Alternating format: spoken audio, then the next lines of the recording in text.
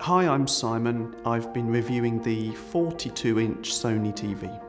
The TV is very stylish. I like the mix of the dark colours with the metal stand that the telly sits on. I think it looks very nice the way that the bezel around the screen is at a minimum, so it gives you the impression that the whole screen is the size of the TV. The picture seems to be very clear, it's bright and vivid. There doesn't seem to be much in the way of pixelation. For such a small size of screen and bezel around the screen, I thought the sound quality was going to be poor. But having looked at it and listened to some of the sample sounds, they were very clear. I'm not too sure how the bass would sound, but so far the first impression is that it's pretty good. The television seems very simple to use. There's only a few buttons. They are quite simple and straightforward to navigate the various menus on the television. I'm impressed by the energy efficiency.